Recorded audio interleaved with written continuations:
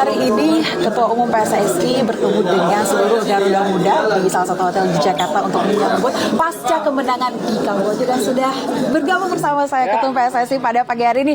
Bapak, gimana nih? Semua, boleh tepuk tangan dulu semua timnas Indonesia pasca kemenangan pada hari ini, luar biasa sekali, Pak.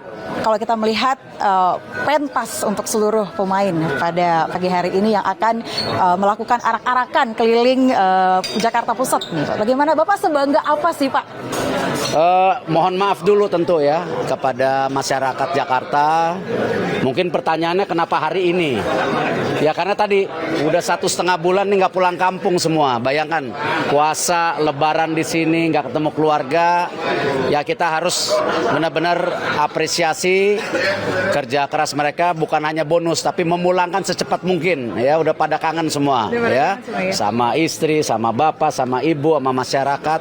Jadi karena itu kita adakan hari ini supaya mereka bisa pulang secepatnya. 1,5 bulan sama keluarga itu tidak mudah ya, apalagi Lebaran. Lebaran adalah hal yang penting ya. Tadi memang ada tantangan ingin ditambah 1,5 bulan lagi ya, nggak usah lah.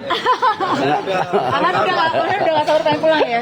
Ya, Pak, kalau kita flashback sedikit nih pada saat di Kamboja, Bapak menyaksikan secara langsung semifinal dan juga final. Kalau kita melihat di sana ekspresi dari Pak Erick Thohir ini sulit ditebak nih. Pada saat gol bisa aja diam, gitu kan? Sebenarnya ada nggak sih Pak momen yang paling menegangkan buat seorang Erick Thohir? Ya saya rasa sepanjang pertandingan buat saya menegangkan.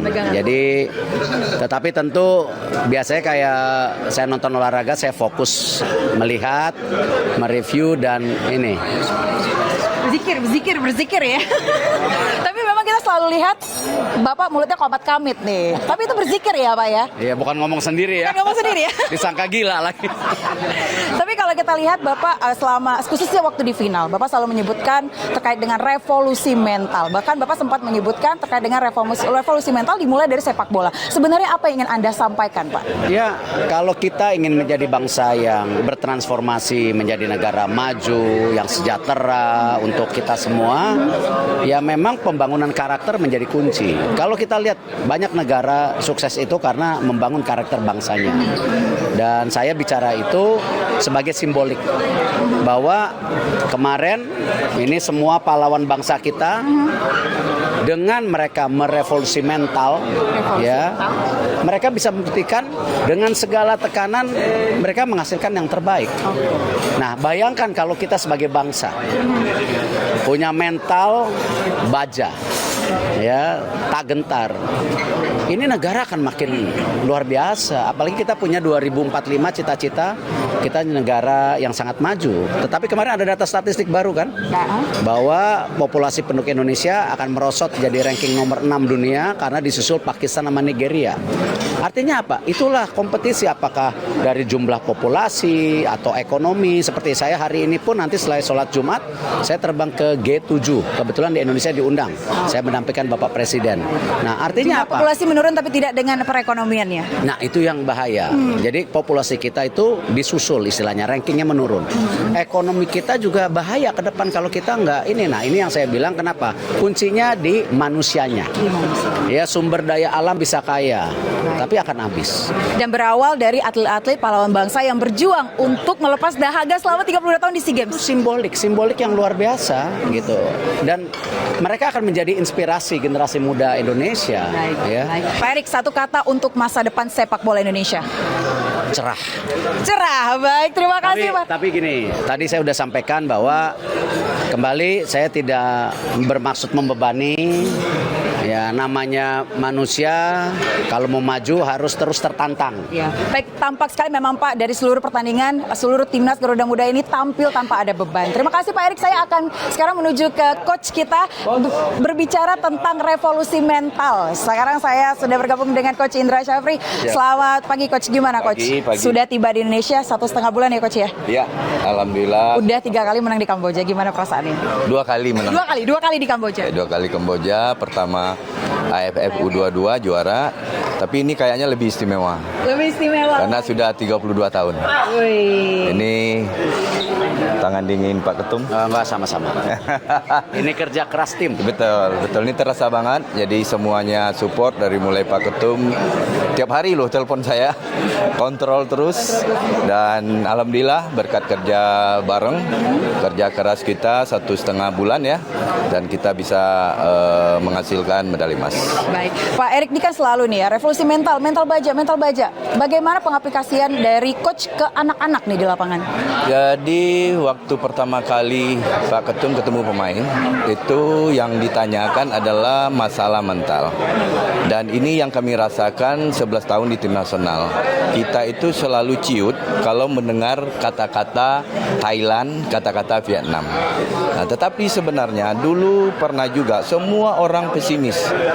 Tetapi saat Evan Dimas ya, kita bisa mengalahkan Korea loh. Jadi setelah menang kemarin, anak-anak kita berkesimpulan sebenarnya kita yang mengecilkan diri kita gitu. Kita yang mengecilkan diri kita. Kita selalu mengagung-agungkan orang lain gitu. Makanya waktu ada arahan dari Pak Ketum kemarin dan saya rekap itu arahan-arahan beliau, saya bilang ke anak-anak kemarin, Thailand kan juga belum pernah juara dunia. Ya sama dong dengan kita. Ditambah lagi potensi anak-anak di Indonesia memang luar biasa sekali ya, Coach. Jauh lebih baik. Jauh lebih baik. Kalau disuruh pilih, menangani anak-anak Indonesia atau menangani potensi lain? Menangani anak Indonesia. Karena dia benar-benar terlihat sekali kemarin di pertandingan bagaimana dia dengan hati bermain gitu. Dan saya pikir momentum ini harus kita manfaatin. Kalau kita lihat nih selalu tentang mental anak-anak. Kalau motivasi dan juga mental dari Coach Indra Syafri sendiri gimana nih? Apakah sempat memotivasi diri sendiri? Oh iya, pasti dong. Gimana? Bisa. Boleh sedikit bocorannya, Coach? Ya, semua orang kan ingin diberi tantangan. Tantangan itu kan harus dijawab. Nah, Pak Ketum waktu itu saya juga kan lagi menjabat direktur teknik. Dan beliau tiba-tiba kaget. Suruh saya, aduh, ini kok disuruh turun gunung lagi gitu kan. Saya kaget dan tapi saya harus siap karena ini tugas negara dan saya bentuk tim behind the team saya dan alhamdulillah beliau memberi motivasi, udah kerjakan dan saya kerjakan dan kami bekerja 1,5 bulan dan waktu yang sangat pendek sebenarnya. Apalagi ini turnamen bukan kompetisi. Anak-anak masuk dengan yang sudah peak di kompetisi klub di Indonesia dan di luar negeri. Ini yang kami tata mulai dari fase grup sampai ke final, di mana kami final itu yang peak performance. Makanya di fase grup kan turun naik itu, ya kan, lawan Filipina bagus, lawan Myanmar bagus tuh turun 2 kali, ya kan. Setelah itu semifinal bagus. Semifinal itu penempaan mental yang untuk persiapan final. Jadi kalau bisa dibilang pada saat semifinal itu adalah ujian terberat, Coach. Ujian terberat. Apa sih waktu itu ujian terberatnya? Kita main 10 orang, tetapi dalam hitungan menit Taufani bisa memberikan yang terbaik. Pada saat final juga itu salah satu ujian terberat ya. Tapi kita balik lagi ya, Coach, pada saat di final itu 7 orang mainnya Thailand ya. Itu gimana? Apakah ada yes kita pasti menang gitu nggak?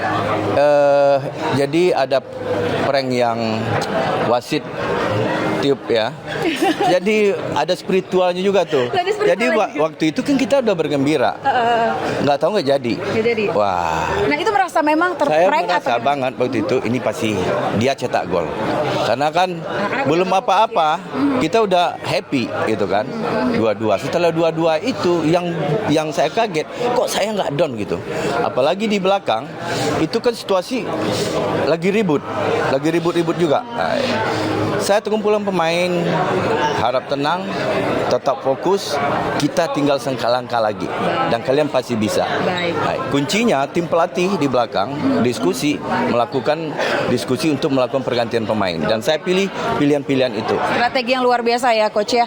Nah, kalau tadi Pak Erik sudah bilang bagaimana satu kata dengan masa depan sepak bola Indonesia cerah. Satu kata untuk perjuangan Garuda Muda. Indonesia bisa.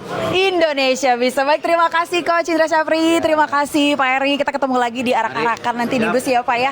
Nah pemirsa, itu dia tadi perbincangan saya dengan Ketua Umum PSSI Bapak Erick Thohir dan juga coach dari Timnas Indonesia di SEA Games 2023 yakni Coach Indra Syafri. Dan saat ini mereka sedang berbincang dan temu sapa juga dengan seluruh Garuda Muda, seluruh pemain dari Timnas U22 yang berjuang di SEA Games 2023 dan sebentar lagi akan menaiki bus untuk melakukan arak-arakan dan berkeliling Jakarta Pusat, yang mana nanti rutenya akan dimulai dari Kementerian Olahraga dan akan mengelilingi Bundaran HI juga. Dan bagaimana nanti update-nya kami akan segera informasikan lagi ke tim di studio.